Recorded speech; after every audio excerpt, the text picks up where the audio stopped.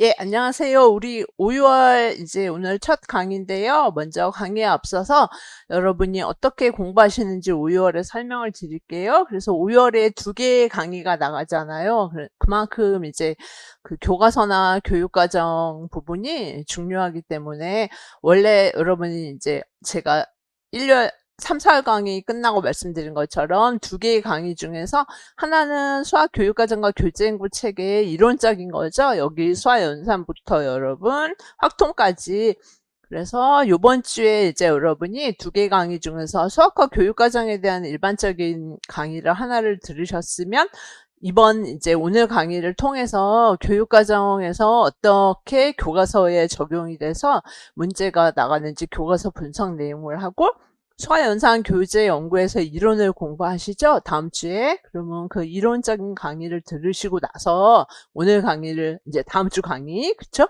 그 교과서 분석 강의를 통해서 교재 연구에 나와 있는 수학연산 이론이 우리 교과서나 지도서에서 어떻게 분석되는지를 교과서 내용을 통해서 할 거예요. 그런 식으로 6주 동안 쭉 다 전개가 돼요. 그러니까 여러분이 이 교재연구 책의 이론적 강의를 한 주 먼저 들으시고 뭐 그 주 내에 이 강의를 통해서 교과서 그 영역에 해당하는 이론이 교과서에서 어떻게 분석되는지를 꼭 보셔야 돼요. 그런 식으로.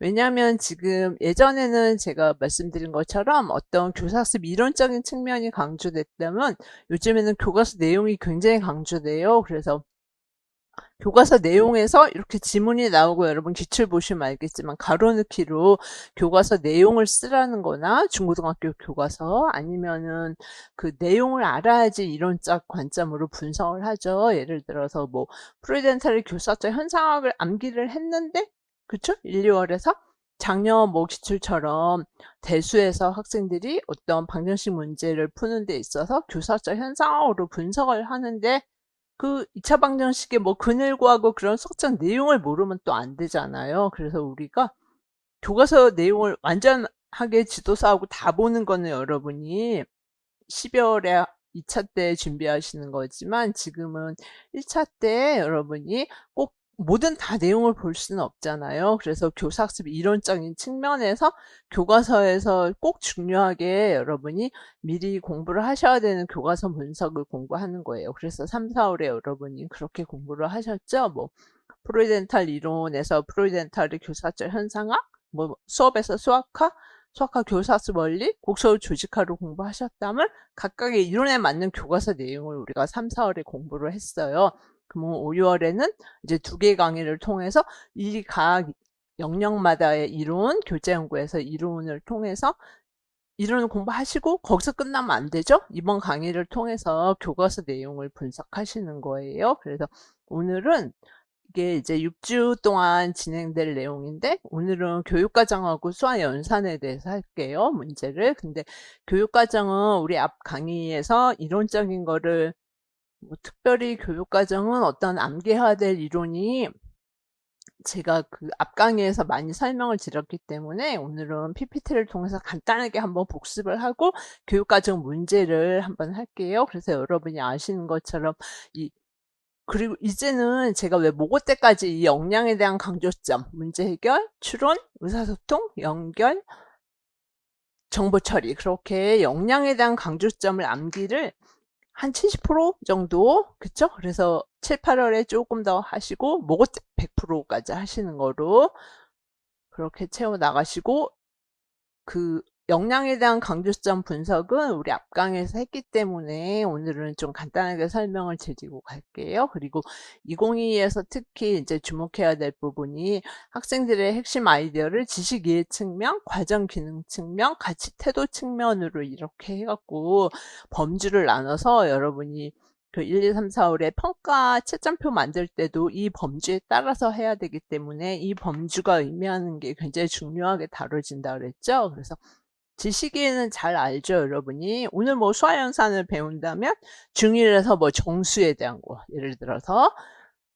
근데 과정기능 측면이 뭐냐 그랬을 때 우리 아까 말씀드린 문제 해결, 의사소통, 추론, 연결, 정보 처리 이렇게 5가지 교과 역량이 발현되는 어떤 수학의 사고 과정, 탐구 기능, 그런 걸 과정 기능으로 말을 하기 때문에 5대 역량이 중요하다는 거예요, 여러분이. 1, 2, 3, 4월에 평가 채점표 만들 때도 제가 지식의 과정 기능, 가치 태도 범주로 만들어야 된다고 설명을 드렸죠. 근데 학생들이 이제 이렇게 해보면 시험에 과정 기능을 제일 어려워하시는데, 그게 5대 역량을 어차피 여러분이 암기를 하시기 때문에 그 역량이 발현될 수 있는 학생들이 뭐 연결 역량이 발현될 수 있는 그런 측면으로 하기 때문에 그 역량에 대한 강조점을 이제 외우시면 되는 거예요, 이번 주에. 가치 태도는 되게 쉽죠. 그 역량 중에서 보면은 뭐 흥미, 태도, 자신감, 그런 식으로 학생의 정의적 영역이 5대 역량 중에서 쭉 써 있잖아요. 그런 측면이 가치 태도 측면이죠. 그리고 여기 5대 역량 있죠. 요거에 대한 각각은 우리 앞강의, 그러니까 제가 계속 앞강의라고 말씀드린 거 5, 6월 첫째 주에 그 교재행보 책각 보한 이론적 강의에서 교육과정 강의를 일주일 했었죠. 그걸 듣고 오늘 강의를 듣는 거니까 요 5대 역량의 강조점은 그때 교과서를 이미 분석을 했어요. 그리고 우리 또 202에서 강조하는 거는 여기 생태전환 교육, 이건 암기는 안 하셔도 돼요. 생태전환 교육이나 디지털 소양, 언어 소양, 수리 소양 이런 걸 강조하기 때문에 그 지문이 많이 기출 보시면 좀 이런 게 녹아들게 뭐 생태전환 교육이라든가 그리고 알지오메스 같은 거 활용해서 학생들이 정말 디지털 소양을 기를 수 있게 지문이 이런 걸 반영해서 많이 나오게 돼요. 요 뭐 내용체계 변화 같은 거는 앞강에서 다 했죠. 그리고 오늘 해야 되는 내용이 또 뭐냐면 2022에서는 이거는 1월 때도 있었어요, 여러분. 근데 수학적 모델링하고 누리미 게임 학습 강조점은 2022에서 처음 들어갔죠. 근데 수학적 모델링 학습 강조점 작년에 출제가 됐고 올해는 누리미 게임 학습이 출제가 될 확률이 높아요. 그래서 제가 교과서 분석에 이걸 좀 많이 넣었어요. 그리고 여기 있는 거는 이제 모고 때까지 강조점에 대한 건 암기를 하셔야 되죠. 근데 지문에 이제 여러분 요 쭉 암기를 하시죠. 그 암기한 거에 키워드가 이렇게 지문에 나와요. 그래서 혼돈 안 하고 여러분이 하실 수 있거든요. 그래서 뭔가 그리고 지문에서 딱 이렇게 뭐 모델링이면 모델링 학습 강조점을 쓰시오 이렇게 할 수도 있고 오늘 교과서 문제를 보시면 알겠지만 아니면 이렇게 직접 쓰라고 안 하고 지문에 이런 키워드가 녹아 들어가 있고 이게 어떤 학습인가 그렇게 했을 때 여러분이 토익 토론 학습인지도 찾으실 수가 있어야 되기 때문에 결국은 암기를 하시면 다 돼요. 그리고 한 가지 학습만 아니고 기출에 보시면 몇 가지 학습이 이렇게 중복돼서 나올 수도 있어요. 그래서 토익 토론, 협력, 탐구, 프로젝트, 수학적 모델링, 누리미 게임. 그래서 여러분 강조점은 이제 모고 때까지 암기하시는 건데 특히 누리미 게임. 호기심을 유발하고 좀 아무래도 놀이하고 게임하는 거니까 동료하고 경쟁하고 협력하고 가치 및 태도 측면에서 자신감 그리고 협력이니까 의사소통 그런 걸 좀 강화하는 측면이에요. 그리고 2022에선 프로젝트 학습도 강조해요. 예전에 기출에 나왔는데 그리고 또 이제 2022에서 틀려진 게 여러분 왜 강조점 우리 앞 강의에서 학생이 주도하는 거 맞춤형 아무래도 그 AI 그 DT로 수업을 많이 하게 되죠. 경기도 교육청에서는 하이러닝이라는 플랫폼을 만들어서 지금 실시를 하고 있어요. 그러니까 디지털 교과서를 의무적으로 사용을 안 하기 때문에 자체적으로 하이러닝이라는 플랫폼을 만들어서 학생 주도, 맞춤형 지도를 하고 있거든요. 그래서 이 강조점도 여러분 암기하시죠. 요거는 키워드고 그 강조점 자체를 암기를 하셔야 돼요. 2022에서 굉장히 강조하는 거예요. 온라인도 마찬가지고 그렇죠? 여기는 뭐 평가니까 우리 1, 2월에 했으니까요. 그래서 요런 강조점을 바탕으로 해서 우리 오늘 교육과정하고 수화연산에 해당하는 부분을 한번 해볼게요. 이제 교육과정은 앞강의에서 중복이 되는 부분, 역량 분석은 우리 스킵하고 여기서부터가 역량 분석이에요. 그래서 어떤 식으로 출제가 되냐면 제가 이제 지문이 나오고 여러분 7, 8월에 그래서 이제 지문이 이 네 가지의 역량 강조점에서의 여러분이 어떤 키워드적인 게 지문에 드러나요. 그러면 거기서 2022 문제 해결 역량 강조점을 분석해서 쓰라 그랬을 때 여러분이 쓰실 수 있으면 되죠.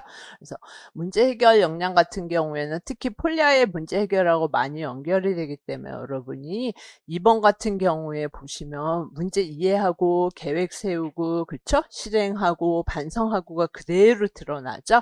그다음에 3번 같은 경우에는 문제 제기 브라운 알터에 그쵸? 그래서 문제 변형 여기 나오죠. 아디프나스로 속성 나열했으면 변경하고 문제 만들고 분석하고 그게 드러나는 거죠.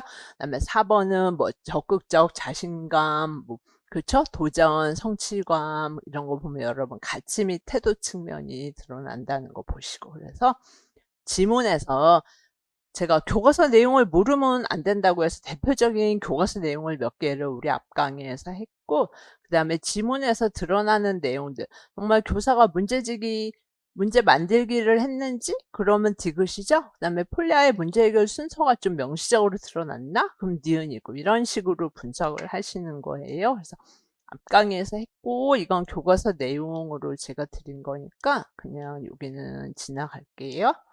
뭐 중1 방정식풀이 교과서 이런 건 다 알잖아요. 그쵸? 그다음에 추론도 마찬가지예요. 앞 강의에서 했어요. 우리 폴리아가 특히 말한 귀납 추론이나 연역 추론 같은 게 이제 많이 나오게 되죠. 다시 한번 복습을 하면 여기 나오는 것처럼 폴리아의 지문에서 학생들이 이제 귀납이나 유추 같은 거를 통해서 어떤 여기는 제가 이등변 삼각형의 성질을 우리 앞 강의에서 했는데 여러 가지 다 되죠. 그래서 특히 5, 6월에 이제 여러분 그 기하할 때 하겠지만 이등변 삼각형의 성질을 배울 때 증명이라는 용어가 들어갔어요. 그래서 추측만 하면 안 되죠. 종이접기나 뭐 알조메스 같은 거로 이등변 삼각형의 성질을 추측만 하면 안 되고 반드시 정당화를 하고 근데 뭐 수학적인 어떤 증거나 논리적 근거를 바탕으로 해야 돼요. 그쵸? 그리고 비판적으로 사고하는 태도. 그런데 학생들이 질문을 많이 하는 게 여기 컴마가 다 드러나야 되느냐? 그렇게 질문에 다 드러날 수는 없잖아요. 그래서 일부만 드러나면 분석을 하시면 돼요, 여러분이. 그다음에 1번은 우리 정당화 유형 4가지를 기하할 때 배우거든요. 그중에서 관찰이나 실험을 통해서 확인하는 게 있어요. 그럼 도대체 그게 뭐냐? 우리 기하할 때 또 자세하게 하겠지만 여기도 드러나는 게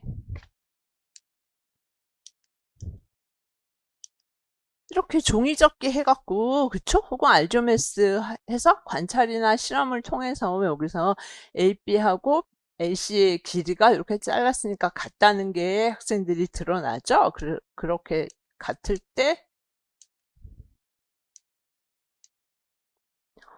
여기 또 이렇게 잘랐으니까 B하고 C의 각이 같죠? 그럼 내가 관찰이나 실험을 통해서 눈으로 확인할 수 있죠? 그러면 여러분 1월에 배웠던 반일의 이수준이라는 것도 아시고 그런데 이등변 삼각형의 성질만 제가 여기다 놨는데 그게 아니라 중2 때 여러 가지 사각형 성질을 다 배우죠. 그러니까 어떤 게 시험에서 나올지는 모르죠. 교과서가. 하지만 여러분이 이걸 내가 만약에 추론으로 분석한다면 관찰이나 실험을 통해서 학생들이 확인을 할 수도 있고 지문은 하나만 나오죠, 그림이. 하지만 이게 학생들마다 여러 가지 모양의 직사각형은 직사각형인데 크기가 다 다른 여러 가지 크기의 직사각형 종이를 접어서 지금 하고 있기 때문에 귀납 추론도 가능한 거죠. 그쵸?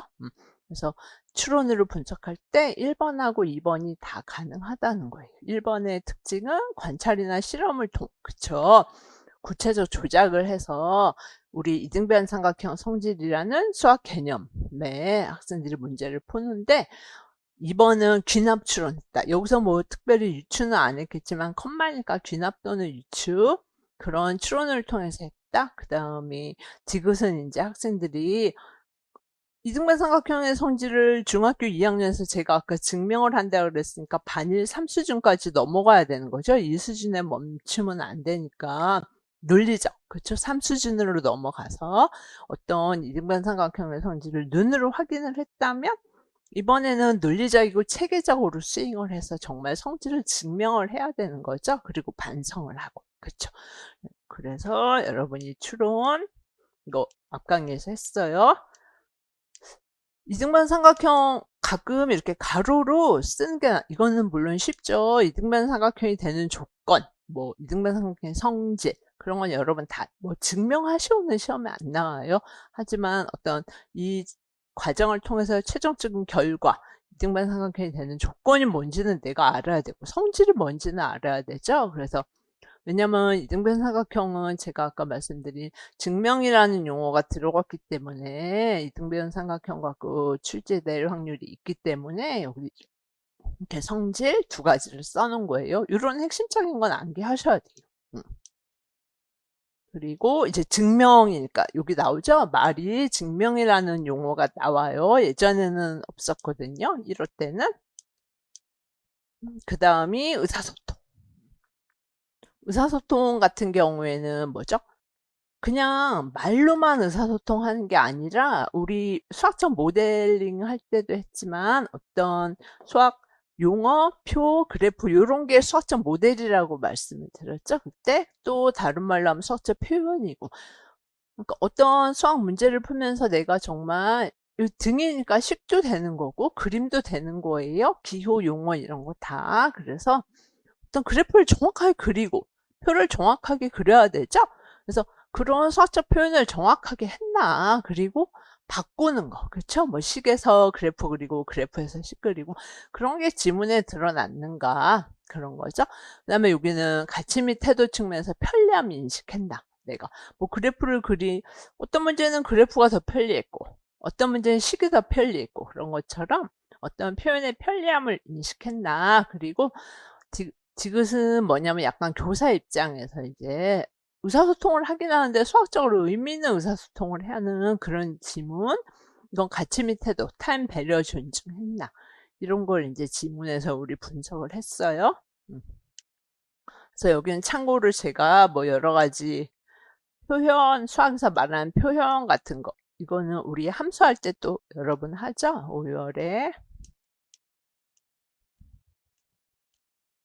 그리고 연결은 2022에서 처음 들어간 건데 굉장히 강조하고 있어요. 지금 역량 중에서 연결, 그 다음에 정보 처리 역량을 2022에서 굉장히 강조해요. 그리고 학습으로 말하면 아까 말씀드린 수학적 모델링하고 누리미 게임 학습. 연결 역량 오래 잘해 놓으세요. 그래서 여러분 왜 수능에서 수학 내적 연결, 외적 연결 말하는 것처럼 수학 내에서 그쵸? 뭐 어떤 대수와 기하 같이 영역 혹은 중학교, 고등학교, 학년, 군간의 어떤 개념 원리 법칙 연계하는 거죠. 그래서 새로운 지식 생성하는 거고 니은은 이제 실생활, 뭐 타교과 그렇게 수학을 여러 가지 타 학문 혹은 실생활과 연계해서 유용성 인식하는 게 초점이잖아요. 그래서 요런 식으로 요거 이따가 이제 연결 역량 분석할 때도 또 한번 해볼게요. 우리 A4 용지 갖고 특히 무리수 배울 때 많이 나오잖아요. 이런 게 단지 교육과정 문제로만 나오는 게 아니고 이런 걸 교사 학생 대화를 통해서 뭐 다른 우리 이론 뭐 프로이덴탈의 수업에서 수학하루도 분석하고 예를 들어서 브루소의 교수 상황으로도 분석하고 이론을 여러 가지 측면에서 교과서 내용으로 다양하게 분석을 하는데 무리수 같은 경우에 많이 이제 2022에서 제가 교과서 분석 교재를 만들면서 모든 교과서 내용을 다 실는 게 아니잖아요. 2022에서 특히 강조하거나 어떤 교사학습 이론적 측면에서 분석을 해야 될 중요도가 있는 교과서 내용을 실었기 때문에 여러분이 무리수 같은 거는 꼭 한번 보셔야 돼요. 이따 교사 학생 대화로 한번 볼게요. 삼각비 활용도 특히 이제 많이 나와요. 요거까지 우리 앞 강의에서 한 거예요. 다음에 정보 처리 역량은 공학에서도 했으니까 지나갈게요. 정보 처리 역량 4가지 우리 중요하게 암기하죠. 그래서 교과서에 굉장히 많이 나와요. 정보 처리 역량. 2022 교과서에는 뭐 에듀테크나 AIDT, 하이러닝 이런 걸 통해서 전부 강조하는 게 지금 이 정보 처리 역량을 통해서 학생들한테 배워줘야 되기 때문에 알조메스 같은 거 많이 나와요. 그래서 여기 이제 21페이지부터 하게 되면은 아까 제가 왜 올해는 놀이미 게임 학습 많이 나올 수 있다 그랬는데 프로젝트 학습도 예전에 나왔지만 또 중요해요. 2022에서 많이 강조하고 있는 내용이거든요. 그리고 특히 뭐 작년에 통계적 문제 해결 나온 것처럼 여러분이 우리 제일 마지막 주에 6주에 이제 교재인고 책에서 확통해서 통계적 문제 해결 이론을 배우고 교과서에 굉장히 많이 나왔어요. 중1 교과서에는 통계적 문제 해결이라는 단원이 제일 마지막에 단원이 나와요. 공학토구 이용해서 통계적 문제 해결 가르치는 거. 그래서 그 단원에서 통계적 문제 해결을 쫙 배우는데 공학도구 이용해서 하고 프로젝트 학습을 통해서 하거든요. 그래서 여러분이 몇 개 제가 교과서 나온 거 보면은 학생이 어떤 프로젝트니까 주제나 과제를 탐구 우리 왜 통계 혹시 여러분 학부 때 배우신 분들은 통계적 문제 해결의 5단계가 있는데 첫째 단계가 내가 통계적으로 가치가 있는 어떤 주제에 문제를 먼저 정하는 거거든요. 그래서 학생 스스로 주제나 과제를 탐구하는 거예요.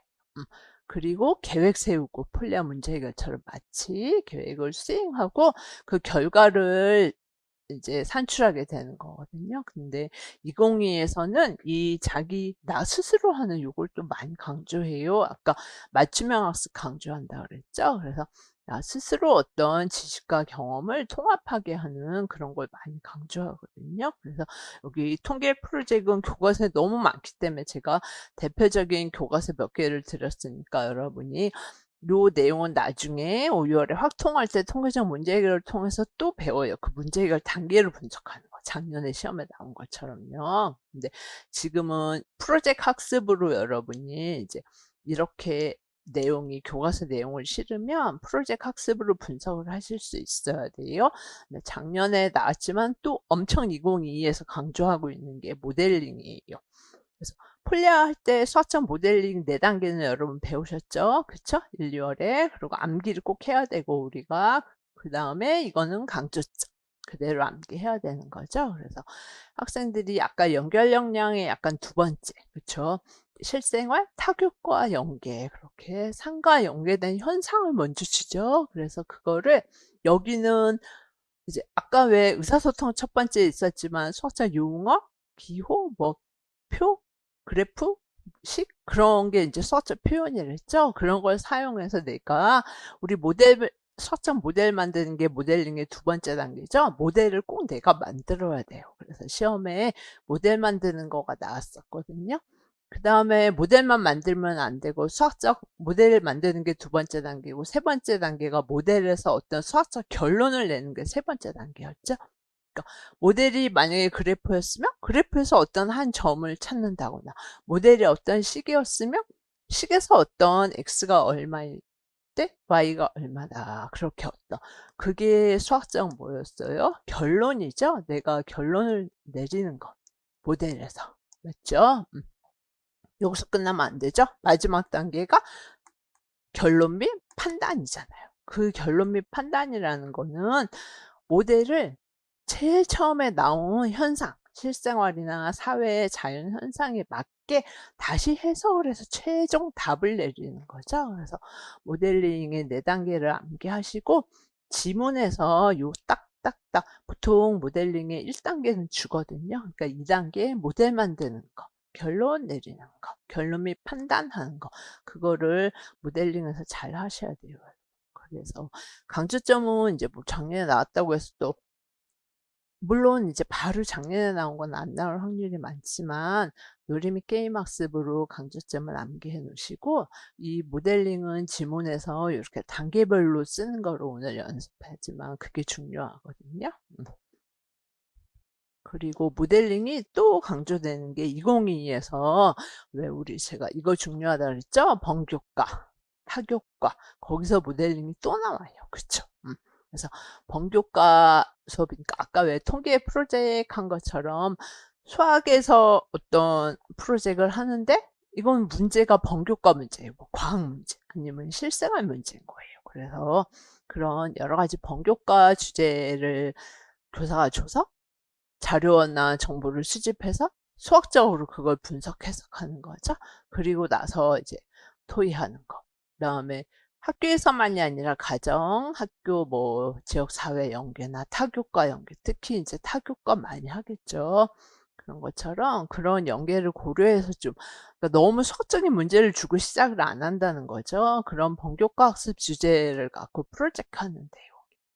근데 여기서 이제 세 번째 모델링이 또 나왔어요. 그만큼 중요하다는 거예요. 그래서 모델링을 결국 하게 되면 타교과 내용을 아무래도 다루면서 수학 개념원리 법칙을 좀 학생들이 이해할 수 있게 되겠죠. 그래서 모델링 학습에 대한 강조점 말고 수학적 모델링 학습이 또 번교과에서도 나오니까 번교과에서 들어가는 수학적 모델링도 꼭 암기를 하셔야 돼요. 그래서 한번 번교과를 보면 중2 때 우리 기울기 배우죠. 근데 기울기를 바로 뭐 x의 변화량분의 y의 변화량으로 수직적 수학화로 정의하는 게 아니라 이렇게 실생활에서 건물에서 어떤 경사도에 기울어진 정도, 그죠? 실생활에서도 나오잖아요. 그래서 이런 식으로 장애인이 휠체어를 타고 다닐 수 있는 그런 경사로, 뭐 산을 갈 때 경사면, 아니면 스키 활주로의 슬로프 뭐의 경사. 그래서 실생활에서 굉장히 많이 나오는 거죠. 그렇죠? 그래서 이런 번교과 주제를 주고 우리 이제 지문에 이런 게 나오고 그 지문을 뭐 번교과로 분석을 할 수도 있고 프로이덴탈로 분석을 할 수도 있고 지문에서 2022에서 강조하는 수학 내용이 나온다는 거예요. 그래서 여기 나오지만 학생이 프로젝트 학습으로도 할 수 있고 번교과 학습으로도 할 수 있고 경사로 수평거리, 수직거리 측정, 자료 수집하고 그쵸? 그다음에 측정한 값을 수평거리 기울어진 정도니까 수평거리분의 수직거리를 해야 되겠다는 거 학생들이 알잖아요. 그쵸? 그래서 경사를 기울기. 그리고 나서 수학적으로 이제 기울기를 그래프를 통해서 정의를 하겠죠, 교사가. 근데 요렇게 이제 지문에 나오는 게 번교과도 가능하고 수학적 모델링도 가능하다는 거예요. 음.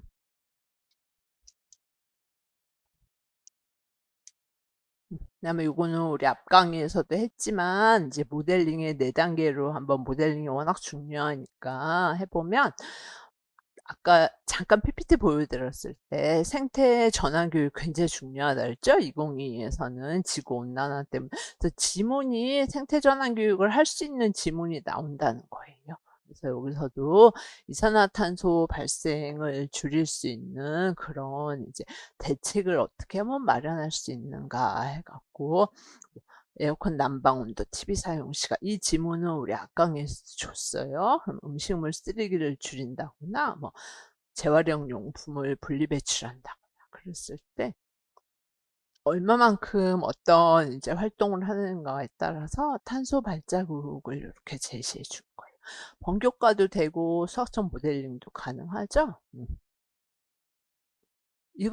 이건 이제 교과서 내용이에요. 다 제가 지금 교재가 다 교과서 내용을 실은 거예요. 근데 교과서에 이렇게 딱 모델링으로 분석을 해 놓지는 않았기 때문에 이제 제가 모델링으로 분석을 해 갖고 여러분이 보실 수 있게 만들어 놓은 거예요. 그래서 아까 우리 1, 2월에 폴리할 때 수학적 모델링 단계 배웠죠? 그래서 4단계는 암기를 하고 계셔야 돼요. 근데 보통 첫 번째 단계는 주고 둘째, 셋째, 넷째가 이제 쓰라고 어느 단계를 쓰라고 할지는 모르니까 그래서 첫 번째는 아까 여기서 유부 상태를 줬죠. 그래서 여기까지는 주는 거예요. 그래서 뭐 음식물 줄이면 결국 5.5그루 소나무 심을 수 있고 TV를 1시간 줄이면 이런 건 줘요. 문제에서 내가 만드는 게 아니라 이렇게 주고 나서 이거를 가지고 수학적 문제 두 번째 요거 빨간 거는 암기하셔야 되는 내용이죠. 이런 게 이제 중요한 요인이니까 빨간 게 그거를 수학적으로 생각을 해갖고 수학 모델을 뭐 꼭 구축이라고 안 써도 되죠. 모델 개발하는 단계. 모델 세우는 단계. 그럼 아까 수학적 모델이라는 게 뭐 그래프도 되고 식도 되고 그림도 되고 표도 되니까 여기서는 학생들이 이제 그래 요건 교과서기 때문에 나무가 이렇게 구현되어 있는 거예요. 중2 학생들이 1차함수 식을 세우고 1차함수 그래프를 그리는 게 수학적 모델이겠죠. 그래서 여기를 만약에 이렇게 비워놓는 거예요. 그럼 요런 1차 함수식을 여러분이 세우고 그래프를 직접 뭐 그릴 필요는 없고 시험에서 요런 1차 함수식과 1차 함수 그래프를 수학적 모델로 만들어 놓으실 수 있어요. 아까 음식물을 20% 만약에 줄이고 TV를 함수로 만들기 위해서 TV를 X시간 줄이면 나무를 몇 그루 심을 수 있는가가 핵심이 되겠죠. 그래서 이렇게 1차 함수 식을 세우는 거. 20%를 줄인다 그랬으니까 1.2x가 되고 TV는 X시간, 1시간 0.5시간 줄이고 1.5 줄임에 따라서 나무를 점점 1차 함수로 이렇게 세울 수 있다는 거죠. 그럼 아까 수학적 결론이 있었고 결론 및 판단이 있었잖아요. 그럼 수학적 결론은 여기서 나오는 답이죠? 그쵸? 아니면 이 그래프에서 나오는 답이잖아요. 그러면 학생들이 음식물 이 식이나 만약에 다시 현상으로 갈 필요 없고 이 식이나 그래프에서 내가 만약에 음식물을 20% 줄이고 TV를 1시간 만약에 줄인다면 맞죠? 어떤 나무를 1.2그루 그렇죠? 기울기가 1. 여기서 2니까 1.2그루의 나무를 더 심을 수 있구나. 그렇게 학생들이 초식에서도 나오고 그래프에서도 나오잖아요. 그렇죠? 그렇게 답을 내게 되겠죠. 그리고 결론 및 판단은 이제 최종적인 답이니까 어느 거를 가로넣기를 할지 몰라요. 이렇게 가로넣기 했을 때 내가 만들어서 쓸 수 있어야 돼요. 그 다음에 모델링 학습 강조점은 그대로 암기해서 쓰셔야 되고 그래서 이거는 현상에 맞게 다시 답을 내는 거니까 TV를 얼마만큼 줄이느냐 TV가 X였죠 아까? 얼마만큼 줄이느냐에 따라서 나무를 얼마만큼 더 심을 수 있는지를 내가 결국 이 1차 함수 식이나 그래프로부터 판단을 할 수 있는 거죠. 그래서 결국 우리는 이렇게 탄소 발자국을 줄여갖고 환경을 보호할 수 있다. 이런 결론을 내가 최종적인 답을 내리는 거죠. 그래서 교과서에 지금 2022 교과서 보면 모델링 학습하는 거 굉장히 많이 나와요. 여러분이 어떤 현상에 대한 혹은 타격과 문제를 줬을 때 이 단계로 분석하시는 연습을 꼭 해보셔야 돼요. 요거 하나만 해봐도 적용을 할 수 있으니까. 그다음에 올해 출제 가능한 놀이미 게임. 놀이미 게임이라면 중학교만, 초등만 가능한 게 아니라 고등학교까지도 가능해요. 그래서 이제 여러분 요거는 100%꼭 암기를 해 놓으세요. 그래서 호기심이나 흥미 유발하는 놀이미 게임 활동을 하게 되는 거죠. 그래서 근데 여러분 왜 딘즈 6단계 배우셨죠? 그럼 놀이미 게임 하는 그 과정으로 지문이 나오고 놀이미 게임 학습 강조점 쓰라 그러면 써야 되는 거고 그 놀이미 게임 하는 지문이 딘즈 6단계로 분석을 또 할 수가 있는 거죠. 자유놀이 게임 맞죠? 게임이잖아요. 자유놀이에서 규칙성 찾는 그 다음에 표현하고 맞죠? 내가 아니 공통성을 먼저 탐구를 해야 되죠. 수학적 구조를 파악하는 게 그러니까 놀이미 게임을 하다가 수학적 구조를 아는 게 제일 중요하잖아요. 공통성 탐구 단계에서. 그리고 표현, 그걸 말이나 그림 뭐 이렇게 학생들이 나타내고 그 다음에 기호화, 기호로 나타내고 그 다음에 형식화, 그 성질을 체계화하는 진짜 6단계를 분석해서 시험에 나올 수도 있는 거죠. 그쵸? 그래서 여기는 오늘 배울 수화연산하고 연결돼 갖고 샘돌 모델로 놀이미 게임을 하는 거예요. 학생 이게 이제 컴퓨터로 이렇게 해갖고 정말 뭐 바둑돌을 주고 학생들한테 수업 시간에 하라고 하는 거보다는 컴퓨터로 이렇게 구현이 돼서 시뮬레이션을 하는 거 많이 나올 수 있겠죠. 그래서 샘돌 모델을 가지고 이제 하는 거를 시험에 나오고 놀이미 게임 강조점을 쓰라고 한다거나 아니면 여기서 답을 내는 거. 그러니까 여러분 오늘 배우는 수화연산에서 샘돌 모델을 예전에 시험에 모델 그리고 뭐 이런 거 너무 간단하긴 한데 이걸 그리고 계산하는 방법을 말하라고 시험에 했을 때 여러분이 이 그림처럼 그리고 하실 수 있어야 돼요. 이거는 뭐 플러스 이렇게 흰돌 검은돌을 여기서 주거든요. 뭐 여기서는 흰돌이 플러스라고 했고 검은돌이 플러스가 될 수도 있고 지문에서 주니까 마이너스 5인 거고, 그랬을 때 이렇게 소멸법칙을 이용한다는 거를 지문으로 여러분 그림으로 이렇게 표시를 하실 수 있어야 돼요.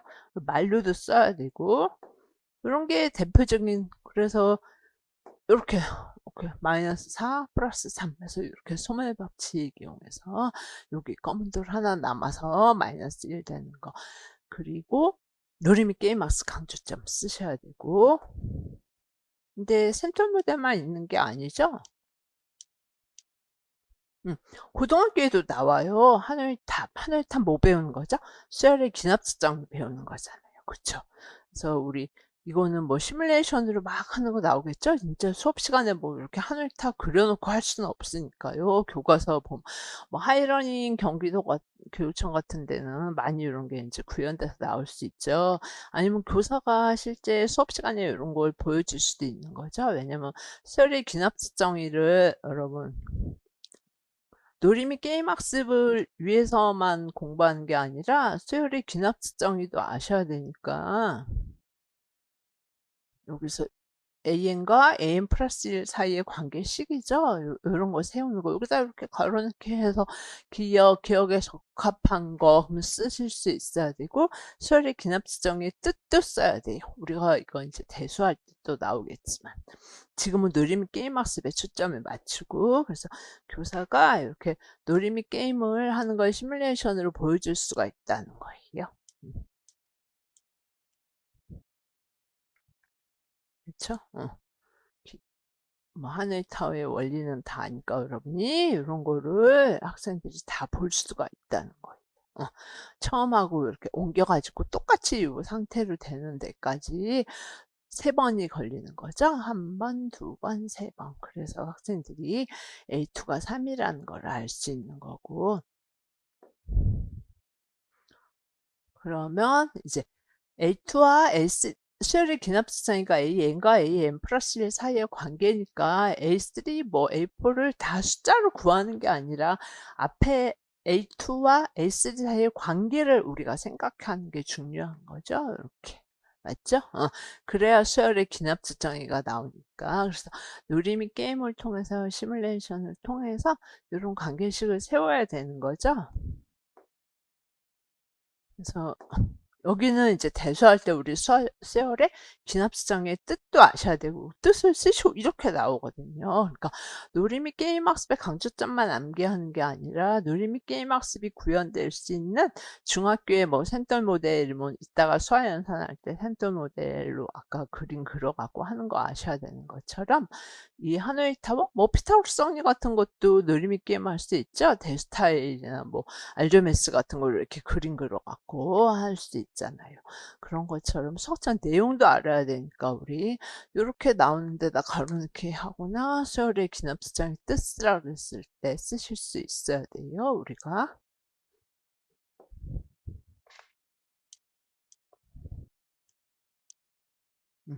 다음에 번교과 또는 타교과 연계가 중요하다고 제가 말씀을 드렸기 때문에 1차 함수 그래프 같은 데서 특히 또 생태전환 교육의 차원으로 이제 이거는 교과서 내용이 그대로 교과서에 있는 게 아니고 논문에 있는 걸 제가 이제 교사학생 대화로 만든 거예요. 그래서 여기도 마찬가지로 생태전환이니까 지구온난화 얘기가 나오겠죠. 아까 탄소 발자국하고 똑같이. 그래서 학생들한테 이렇게 연도별로 이산화탄소 농도의 증가를 표를 먼저 준 거예요. 그럼 얼마씩 증가했는지.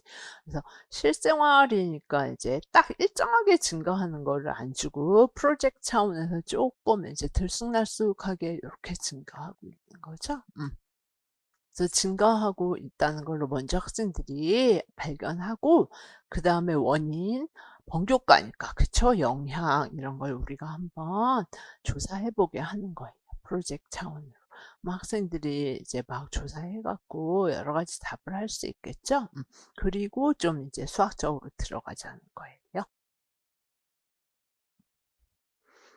그래서 아까 그 탐구 문제에서 이제 우리 수학이니까 1차 함수 연도가 x축이고 농도가 y축이고 그랬을 때 실생활 데이터니까 딱 맞게 안 나. 1차 함수처럼 아까 왜 11씩 일정하게 증가하지 않았잖아요. 그런 것처럼 이제 조금 약간 변화가 있게 할 수 있으니까 알조메스를 가지고 이제 해보자는 거예요. 그래서 한번 이 데이터를 갖고 1차 함수를 한번 맞게 거기에 맞게 그리고 찾고 그런 연습을 하는 거예요.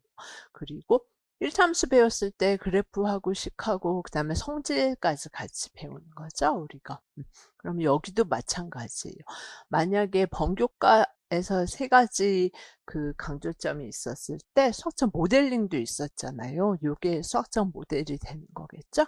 그러면 그 1차 함수 그래프나 식에서 어떤 답이 나와서 수학적 결론을 내릴 수도 있으니까. 그래서 교사가 1차 함수 성질을 한번 다 찾게 하고 성질만 찾은 게 아니라 공통점도 한번 찾고 그다음에 거기서 또 1차 함수에서 끝나면 그냥 수학에서 끝나는 거니까 최종적인 수학적 결론을 내린 다음에 결론 및 판단을 하기 위해서 이산화탄소 농도하고 또 관련져서 설명하게 하고 있죠. 그랬더니 학생이 보니까 기울기가 양수인데 좀 오른쪽으로 향하고 있고 이렇게 되니까 그쵸? 거의 완전히 일정하지 않잖아요. 아까 10일씩 일정하지는 않았으니까 거의 일정하게 상승하고 있다. 그래서 이런 게 이제 1차 함수에서 그러면 이런 말에서 이제 교사가 1차 함수 성질로 안내된 재발명을 할 수 있겠죠. 그리고 결론 및 판단에서 이제 그러면 우리가 이산화탄소를 줄이기 위해서 뭘 실천할 수 있냐. 그렇죠? 그냥 1차 함수 그래프나 식에서 답을 내는 거는 수학적 결론이지만 실생활로 다시 돌아가서 결론 및 판단을 내릴 수 있잖아요. 그렇죠? 그럼 학생이 막 뭐라고 말을 하겠죠? 그러니까 우리가 수학적 모델링 학습도 가능하지만 번교과 또는 타교과 연계 수업도 가능하게 이런 식으로 논문이 나와 있어요. 수업 자료가 2022 그런 개정교육 과정을 반영한 수업 자료가 굉장히 많거든요. 그래서 이제 저는 아까 모델링을 해봤기 때문에 여기서 세 번째는 안 하고 번교과하고 타교과 두 가지 있죠. 세 번째는 수학적 모델링은 조금 전에 했으니까 두 가지만 먼저 요거 번교과 학습 주제에 관심 갖고 자료 정보 아까 왜 알조메스 이용해가지고 그래프 그리기 전에 뭐 학생들이 연도마다 농도 쭉 수집을 해서 물론 여기서는 교사가 보여줬지만 이제 그걸 학생들이 수집할 수도 있는 거고 맞죠? 그다음에 수학적 그래프나 식 같은 거를 그려가지고 일참수 성질 분석했죠? 그리고 이산화탄소 농도를 어떻게 줄일 수 있는지 토의 토론하게 하는 거 있죠. 그쵸? 그렇게 해서 만약에 강조점만 쓰라 그러면 요거만 암기해서 쓰시면 되지만 요게 지문에 드러난 근거를 여러분이 쓰실 수 있어야 되기 때문에 학생들이 요런 그래서 요거는 틀리면 안 되지만 지문의 근거는 사람들마다 많이 다양하기 때문에 꼭 저처럼 안 쓰셔도 괜찮아요, 여러분이. 그다음에 또 번교과에 보면은 프로젝트 하는 거잖아요. 그쵸? 그래서 가정학교 뭐 지금 이게 뭐 가정에서 하는 수업은 아니지만 학교 그쵸? 그다음에 타교과 연계도 될 수 있는 거죠. 그래서 번교과 학습 주제에 대해서 프로젝트 하는 내용이잖아요. 그래서 모델링은 해봤기 때문에 두 가지 분석해 본 거예요.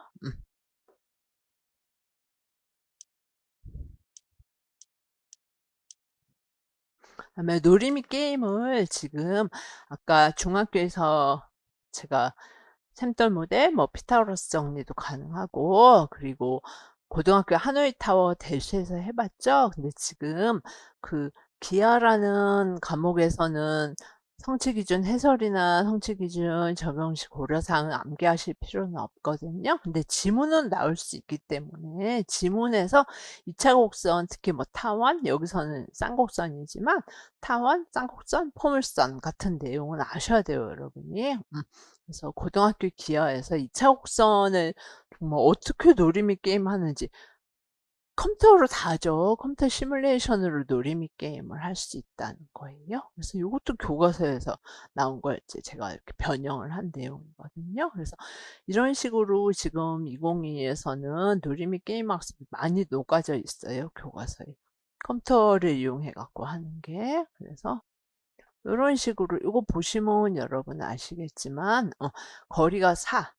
요 AB 지점 사이에 그리고 동심원이 그려져 있는 거거든요. 거리 동심원이 반지름이 1, 2, 3, 4에서 8까지 그려져 있어요. 그래서 이렇게 관역을 맞추는 내용인데 어떤 규칙이 있겠죠? 이것만 보셔도 알겠죠? PA와 PB 거리 차가 2로 일정하다는 거 보이시죠? 그렇죠? PA 그러면 어떤 두 정점이 초점이 되고 이 초점으로부터 거리의 차가 2로 일정하면 쌍곡선이라는 거 여러분 금방 아시겠죠? 거리의 합이 일정하면 타원. 맞죠? 그래서 요것만 보면 학생들이 이 놀이미 게임을 통해서 쌍곡선이라는 수학 개념을 이해하는데 완전히 교사가 처음부터 너무 쌍곡선의 정의를 주고 수직적 수학화를 하는 게 아니라 이렇게 직관적 탐구를 통해서 학생들이 요인 P를 한번 찾아갖고 표시하고 또 다른 학생이 해보고 그런 식으로 놀이미 게임을 해서 쭉 P를 이으면 쌍곡선이 되겠죠. 그렇죠? 그래서 컴퓨터 시뮬레이션으로 이런 식으로 게임을 해서 재율이하고 동이가 화살을 한 번씩 쏴서 한번 맞춘 거예요. 그래서 동심원에 표시하고 6번까지 해봐갖고 한번 이제 동심원에 표시해서 매끄러운 곡선으로 뭐 이렇게 곡선으로 연결하면 이제 쌍곡선을 발견하겠죠, 학생들이. 또 표시된 점들의 공통점이 두 점의 거리의 차가 일정한 쌍곡선이 된다는 거죠. 그렇죠? 그래서 놀이미 게임을 통해서 하기 때문에 강조점 아이고 이렇게 이제 요번 주에 100% 암기하시면 좋지만 조금씩 핵심적인 건 암기할 수 있어도 조금씩 이제 그 공백이 있는 건 모을 때까지 채워 나가세요. 그리고 수업 내용을 쓰라고 하니까 이제 이렇게 공통점 맞죠? 두 평면의 두 정점에서 거리의 차가 여기서니까 2로 일정한 점들의 집합이죠? 맞죠?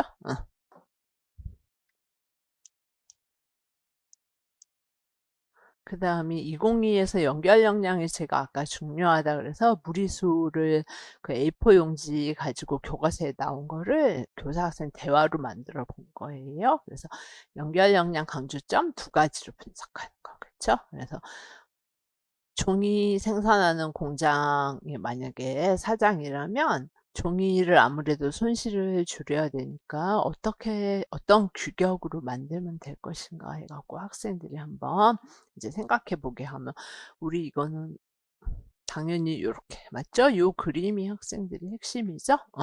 그래서 직사각형 닮음이라는 게 중요하고 이게 중3이니까 지금 연결 역량이 아까 학년 간의 연결 아니면 뭐 영역 간의 연결이었죠? 그러니까 지금은 학년 간의 닮음하고 연결할 수 있고 그리고 무리수라는 건 제곱근을 배우고 하니까 지금 보면서 닮음하고도 연결되고 제곱근하고도 연결되고 그쵸? 앞에서 배운 내용 그쵸? 그래서 교사가 이제 큰 종이하고 작은 종이의 닮은비 구해봐라. 그러니까 요 그림에서 학생들이 닮은비를 이렇게 구한 거죠. 제곱근은 배웠으니까. 그쵸? 아니면 이게 무리수를 다 배우고 하는 거면 응용적 수학화 차원에서 루트이가 이미 무리수인 건 알잖아요, 학생들이. 그쵸? 무리수를 지금 제일 처음부터 배우는 내용이 아니고 무리수를 배운 다음에 무리수를 응용하는 응용적 수학화 내용으로 생각하시면 더 쉬워요. 그래서 학생들이 종이의 한 변의 길이가 이제 루트 2 대 1이 되면 되구나 해서 여기가 루트 2라는 걸 찾은 거죠. 그래서 교사가 그러면 이렇게 종이 사이에 어떤 관계가 있는가 했을 때 학생들이 이렇게 답을 낼 수 있는 거예요. 결국 버려지지 않게 손실을 막으려면 어디서부터 시작해야 되는가? 짧은 변이 1, 긴 변이 루트 2가 되는 종에서 시작하면 된다. 그쵸? 그래서 우리 그 구성주의, 급진적 구성주의, 자주적 구성, 생장, 지향성, 비객관성의 원리 세 가지 배웠죠. 무리수가 실생활에서 쓰이는 걸 보니 교과서에 정리된 객관적 지식으로서 무리수가 아니라 이렇게 실생활에서 내가 무리수가 어떻게 쓰이는지를 알고 이거 약간 변형해 놓으면 여러분 급진적 구성지 비객관성의 원리라는 것도 알겠죠. 이 말 그대로 말고 약간 변형해 놓으면 그쵸? 가까이에서 사용하는 종이에 무리수가 있는 게 알았다. 이런 말 보면 연결 역량에서 두 번째, 그쵸? 실생활과 연결, 맞죠? 아까 첫 번째는 닮음이나 제곱근하고 연결된 거고, 지금은 타격과 여기서는 실생활과 연결. 그래서 연결 역량 두 번째가 딱 보이죠? 무리수 A4 용지 이건 교과서에 굉장히 많이 나와요.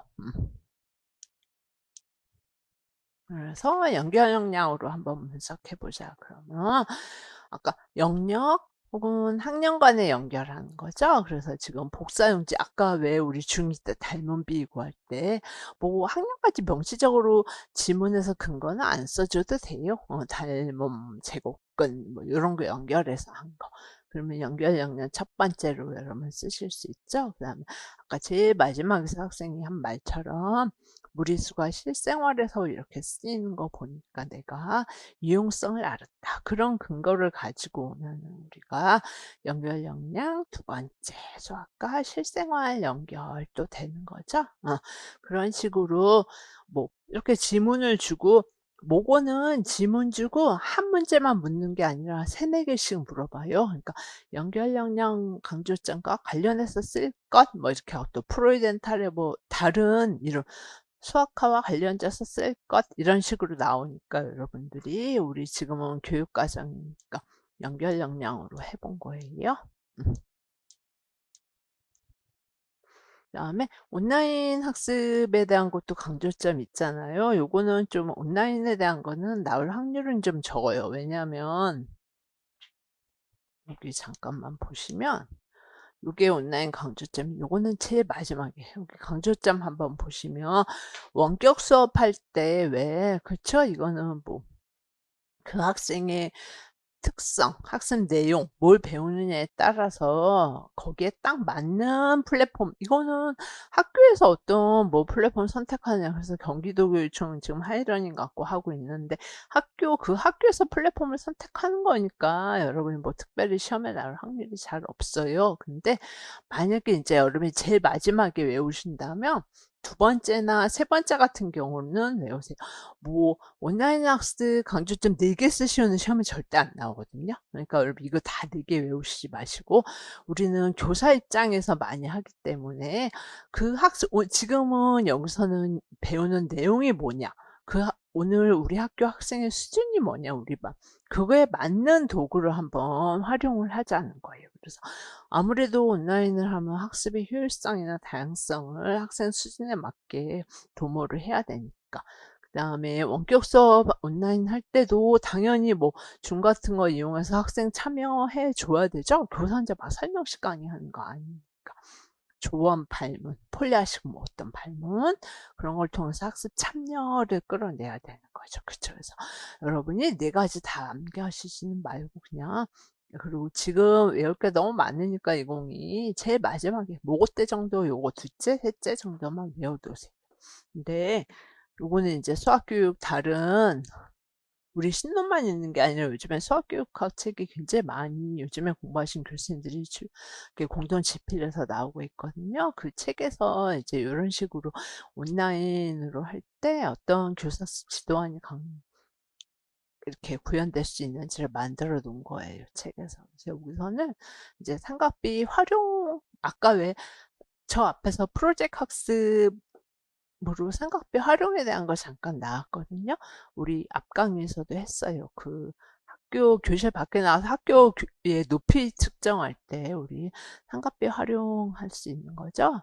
그래서 온라인 수업, 온오프라인 블렌디드 수업으로 하고 있는 거예요. 지금 여기서는. 그래서 먼저 집에서 이제 삼각비 활용에 대한 동영상 보고, 삼각비가 이래서 필요하구나, 이용하구나, 이런 거 알고, 그 공학도구가 여러 가지가 있으니까 뭘 쓸지는 모르니까 그 공학도구 조작법도 익히고, 그래서 온라인 수업을 이런 걸 한번 해보는 거예요. 먼저.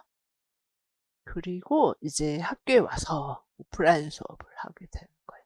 그럼 교사가 우리 2차 그 문제 할 때 지금은 그냥 블록 타임제 정도까지 여태까지 시험에 나왔지만 앞으로는 이렇게 온오프라인으로 나올 수도 있어요.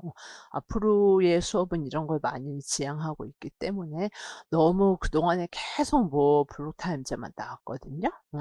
그래서 이런 식으로 나와서 이제 학교 와서 학습 목표 읽고 우리 2차 할 때 보통 많이 하죠. 뭐 수업 방향 과정 설명하고 그 반일로 하면 뭐죠? 지리 안내 단계 1단계죠? 지리 안내 단계가 되는 거죠. 그렇게 지문 주고 우리 뭐 온라인 학습 강조점만 쓰라고 하는 게 아니라 반일의 수준 상승을 위한 교사 단계를 쓰시고 했을 때 충분히 가능한 거죠. 탐구 유도한다. 안내된 탐구. 그쵸? 우리 그래서 어떤 내용을 통해서 여러 가지 제가 준 지문들이 교과서 내용도 되고 뭐 논문도 되고 수교 책도 있고 그러니까 여러 가지 이론으로 다 다양하게 분석을 해볼 수 있는 거예요.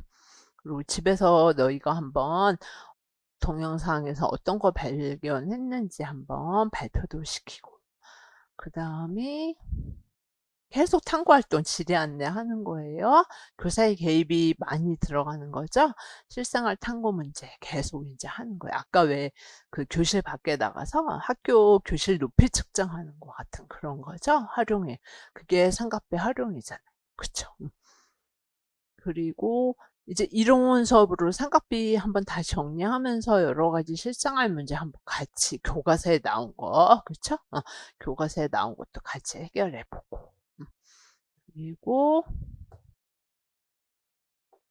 오늘 수업은 여기서 끝나고 이제 집에 가서 한번 삼각비 활용 문제 교사가 여러 가지 뭐 온라인상에 탑재하겠죠? 그럼 학생들이 문제 해결하고 그럼 아까 왜 뭐 토익토론 학습 있었던 것처럼 토익토론 문제 한번 주고 학생들이 자유롭게 의견 막 해갖고 올리게 되겠죠?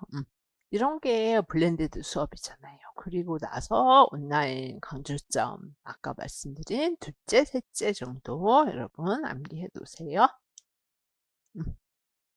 그리고 제가 아까 왜 그 PPT 보여드렸을 때 뭐 프로젝트 학습, 토익토론 학습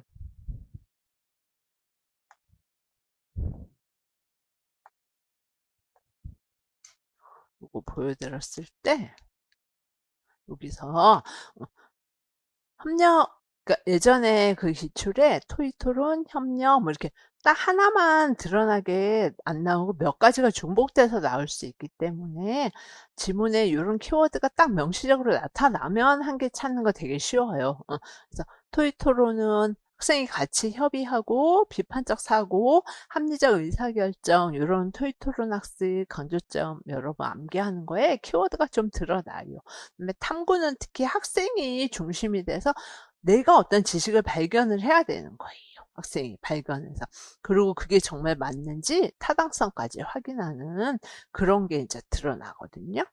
그러면 여기서 보면은 내분 우리 외부는 삭제됐어요. 교육과정 우리 앞에서 할 때 봤었죠? 그냥 특별히 어떤 이유는 없고 이제 행렬이 들어가다 보니까 수학 내용이 너무 많아서 뭐 내분을 알면 외부는 저절로 아니까 그냥 삭제한 거예요. 그래서 지렛대의 원리 갖고 특히 우리 내분 이미 잘 이해하게 할 수 있죠. 그래서 여기 한번 보시면 학생이 의미 발견 조금 아까 봤었죠? 그렇죠? 탐구학습이라는 거. 아까 키워드에서 금방 본 것처럼 우리 아이고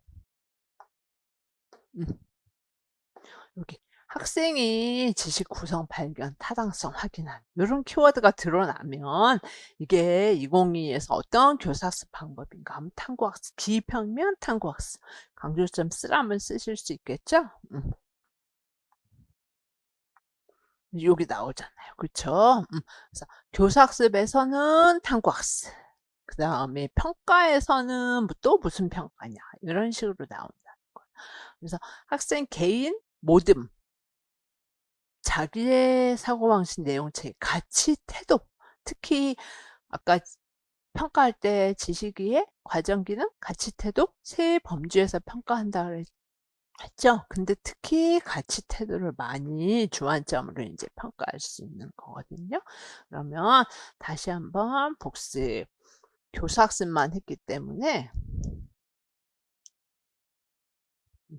왜 우리 평가 1월에 마지막 했었죠. 관찰평가, 뭐 자기평가, 동료평가, 프로젝트 평가, 포트폴리오 평가 이런 거 다 강조점 외웠죠? 여러분이. 그래서 또 이 교사가 2명이에요. 이 교사는 아까는 지렛대 원리 이용해 갖고 했었고 이 교사는 이것도 교과서에 있는 내용 이런 게 다 프리덴탈로 말하면 직관적 탐구죠. 그래서 이런 식으로 두 학생이 달리는 상황을 주고 일정한 간격이 이렇게 표시돼 있을 때 각각 요 도착 지점에서 그쵸? 코스의 여기가 출발점이고 여기 음수대를 지나서 도착 지점까지 얼마만큼 떨어져 있는지 비를 구해보자 했을 때 이런 식으로 나와 있는 거예요. 학생들이 내분의 뜻을 폭넓게 이해하고 직관적으로 이해하고 내분점 이제 내분이라는 거의 의미를 이해했으면 이제 점의 좌표를 구할 수 있어야 되죠. 그쵸? 근데 자기의 의견을 표현하고 합리적으로 의사결정하고 뭐예요? 이런 식으로 드러나게 시험해 준다는 거예요. 토의 및 토론학습이라는 거 알겠죠? 여기는 키워드 뽑아낸 거에 표현이란 말이 없었는데 여러분 토의 토론 학습 강주점 보시면 표현한다는 키워드 있거든요. 네, 협의하고 비판적 사고, 합리적 의사결정하는 태도만 있는 게 아니라 자신의 의견을 표현한다는 말도 있기 때문에 여러분들이 여기 보시면 합리적 의사결정만 아니라 내 의견을 표현한다는 토의토론 학습 강조점도 있거든요. 그러니까 이런 식으로 해갖고 토의토론 학습 이렇게 기입형이면 아니면 서술형이면 토의토론 학습 강조점을 쓰실 수 있어야 돼요. 이런 식으로 지문에 줘요. 드러나게. 그래서 여러분이 아까 나왔던 건 탐구학습, 그 다음에 학습 말고 평가도 있었잖아요. 그쵸? 관찰면담 구술평가. 진짜 우리 1월의 마지막 주에 외웠죠? 그래서 한 명을 관찰할 수도 있지만 여러 명 관찰할 수 있으니까. 그래서 관찰하고 이렇게 질문하고 발표하는 것 통해서 학생이 어떻게 사고했는지, 어떻게 수학, 특히 요거를 정적 역량 평가할 때 좋거든요. 그래서 그런 말들이 아까 질문에 나왔었죠. 그래서 여러분이 이런 거. 다음이 토익토론 학습 강조점 암기하는 거. 아까 내 주장을 표현하는 말이 있잖아요. 그쵸? 지문에 이런 거에 키워드가 들어가요. 비판적 이런 거. 그쵸? 그래서 여기까지가 여러분이 그 교육과정에 해당하는 부분이에요. 그 다음에 우리 2교시 때 수화연산 할 텐데 수화연산에서 우리 뭘 배웠는지 PPT 잠깐 한번 복습하고 그 다음에 2교시 때 수화연산에서 교과서 분석 내용 할게요. 그래서 이제 제가 말씀드렸지만 이론적 교재연구에서 이론 강의를 듣고 오늘 강의를 들으니까 아셔야 돼요. 이번 주에는 다 수학연산에 대한 이론, 교과서 분석 그렇게 다 암기를 하셔야 돼요, 여러분이. 그래서 그 수와 연산에서 자연수를 초등학교 때 배우고 중학교 때 우리가 정수가 처음 들어가니까 아무래도 자연수에서는 양하고 이렇게 뭐가 있다, 없다, 양, 크기, 개수, 길이 이게 하고 딱 연결져 갖고 수 개념을 배우죠. 그런데 음수가 나왔기 때문에 그래서 여러분들이 한켈이 어떻게 음수의 형식적 구조를 확립했는지 1차 방정식의 해법을 이런 음수가 필요하니까 이건 암기해야 된다고 제가 말씀드렸죠. 그래서 1차 방정식의 해법을 완성하기 위해서 음수가 도입됐다는 거 암기해야 되고 그 잔수 체계에서 유지된 성질이 음수 체계에서도 그대로 확장해서 모순 없는 구조를 증명했죠. 한캐리. 그게 여러분 암기하셔야 돼요. 형식부력의 원리죠. 그거 배웠고 배운 거 복습하는 거예요. 다 아셔야 돼요. 이번 주까지는.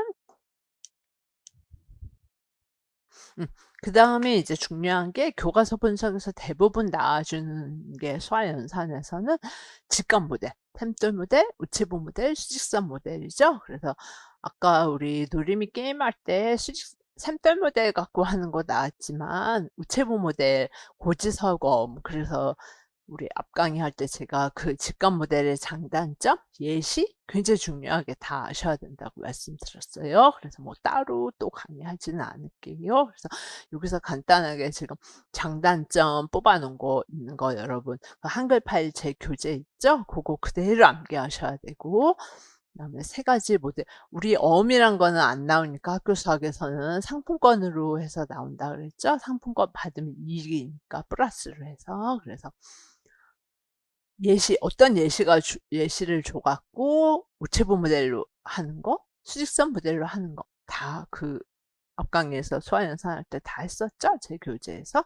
그다음에 장단점 꼭 암기하시라고 말씀드렸고, 지금은 복습이니까 이거 아까 했었죠? 놀이미 게임으로 구현할 수 있는데요. 그리고 이렇게 눈으로만 보지 마시고 각 모델은 꼭 제가 만들어 보라 그랬죠? 플러스 3하고 마이너스 5를 수직선 모델로, 우체부 모델로, 샘돌 모델로 그리는 거. 눈으로 보면 알 것 같은데 직접 해보면 또 틀리니까 시험에서 이렇게 그려놓고 설명까지 할 수 있어야 돼요. 수직선 모델은 우리 문제에서 할 거니까. 지나가고, 그 다음에 형식부력의 원리 뜻 암기해야 되고, 형식부력의 원리를 적용해서 학교 수학에서 가르치는 거는 귀납적 예사법이죠? 맞죠? 중1 교과서에 나오는 거죠? 이거는 원리 자체니까 형식부력의 원리를 적용한 교과서 예시는 이따 교과서 내용 분석할 때 볼 거고, 이거는 이론 자체를 제가 왜 암기해야 된다 해서 제 교재에 있었어요. 우리 그 교재연구책 수학연산에 나오는 내용 아셔야 된다고 제가 말씀드렸죠. 그래서 여기서 하나의 예시를 보면, 만약에 여기 마이너스 2 곱하기 마이너스 3을 수직선 모델로 가르치는 거, 샘돌 모델로 가르치는 거, 우체부 모델로 가르치는 거 쓰라 하면 써야 되고, 귀납적 외사법으로 가르치는 거 쓰시오 하면 써야 되거든요. 그건 학교 수학에서 배우는 거니까. 그런데 여기처럼 이론 자체로 그냥 형식부력의 원리를 적용해서 마이너스 2 곱하기 마이너스 3을 지도하는 내용을 쓰시오 하면은 이렇게 써야 되는 게 우리 제 앞에 교재, 오늘 교재, 교과서 문서 교재 말고 앞에 교재에 있었거든요. 그래서 이런 식으로 써야 되는 거예요. 우리가 왜 여건하고 그때 뭐 설명드렸어요? 교환법칙, 결합법칙만 적용해야 된다고 말씀드렸죠? 기존의 체계에서 인정된 성질이 그대로 유지되게, 그러니까 자연수 체계에서 인정된 결합법칙, 교환법칙, 분배법칙이 정수 체계에서도 그대로 유지된다고 기본으로 까는 게 이제 형식부력의 원리니까. 그리고 여건 개념. 여기서 기존의 법칙이 우리가 왜 마이너스 2하고 플러스 2하고 적용하면 0 되는 거 알잖아요. 여기. 그쵸? 여기가 0 되는 걸 아니까 이렇게 만들어, 요거를 구하시오 했는데 이렇게 만들어 본 거죠. 둘이 0 되는 걸 아니까. 그리고 자연수 체계에서 유지되는 분배 법칙을 적용해 갖고 이제 분배를 한 거죠. 요렇게. 지금 지문에서 묻는 게 요게 네모였죠. 요게 네모. 요건 마이너스 6인 건 알고. 그렇기 때문에 네모는 여기다. 요렇게 1점으로 해서 그냥 뭐 어떤 중1 교과서에서 배우는 게 아니고 형식부력의 원리에 따라 마이너스 2 곱하기 마이너스 3을 지도하는 내용을 쓰시오 해서 1점 주면 이렇게 써야 돼요. 그게 우리 교재에 있었거든요. 그걸 다 4가지 있었죠. 뿔뿔뿔 마이너 마이너 뿔 마이너 다 아셔야 돼요. 그리고 귀납적 예사법의 뜻도 알아야 되지만 지도 내용도 아셔야 되기 때문에 우리 이따 교과서를 분석할 거고 앞 강의에서도 했어요. 그래서 이제 이렇게 귀납 추론이니까 몇 개를 곱하는 수가 일씩 줄어든다는 규칙을 발견하는 거죠. 그래서 학생들이 곱하는 수를 일씩 줄이면 답이 얼마씩 3씩 줄어들구나 라는 귀납을 통한 추론을 하는데 외삽을 통해서 바깥 데이터를 통해서 여기 데이터를 아는 거죠. 그리고 여기도 마찬가지로 곱하는 수를 1씩 줄이면 답이 3씩 작아지구나라는 귀납 추론을 통해서 하는데, 여기서는 요걸 모르잖아요, 학생들이. 그쵸? 예. 여기서는 귀납 추론을 통해서 이거다까지만 알았지 음수 곱하기 양수 답은 모르죠. 그래서 교과서에 있다 내용을 보시면 동수 누가의 개념으로 똑같은 수를 2번 더하는 거로 해서 학생들이 요 답을 먼저 구하게 해요. 그래서 요 답을 알고 귀납 추론을 해야 되는 거죠.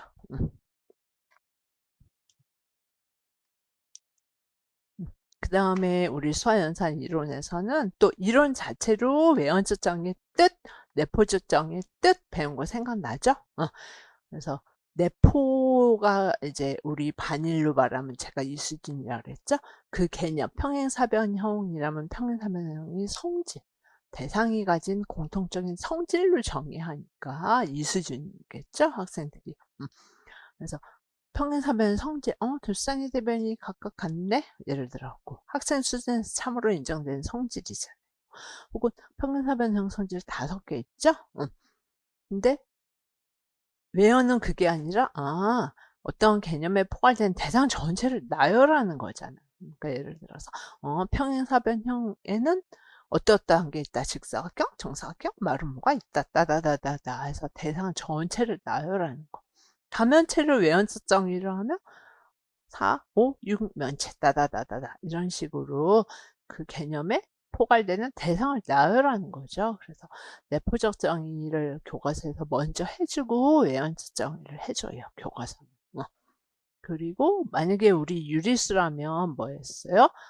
정수를 순서쌍을 다 동치류를 만들어서 집합으로 정의한다. 외연적 정의. 이렇게 우리 중1에서 이렇게 정의 안 하죠? 당연히 중1은 내포적 정의를 먼저 강조하겠죠? 그래서 이런 식으로 정의하는 게 외연적 정의라고 배웠죠?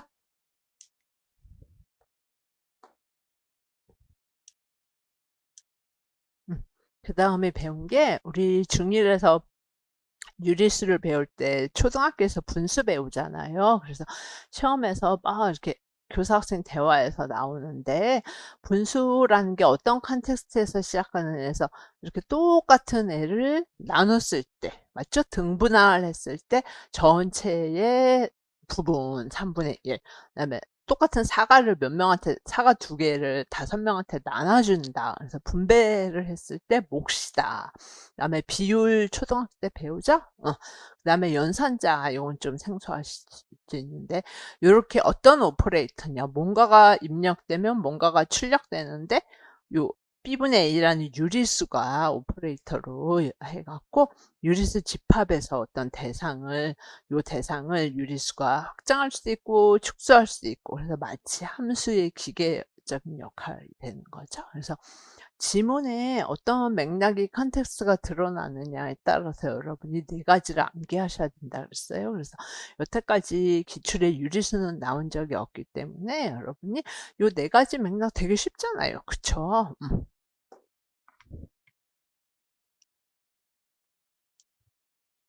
여기까지 다 그냥 복습한 내용이니까요. 그래서 여기까지가 이제 우리 복습한 내용으로 해서 그 다음에 수화연산을 교과서에서 볼 건데 수화연산이 그 우리 6대 영역 중에서 제일 쉽잖아요. 그쵸? 샘터 모델하고 형식불의 원리, 기납적 의사법, 그 다음에 유리수 거기까지만 하면 되기 때문에 오늘 교육과정하고 수화연산을 다 같이 해보는 거예요. 그래서 쉬고 우리 수화연산 교과서 분석 내용 할게요.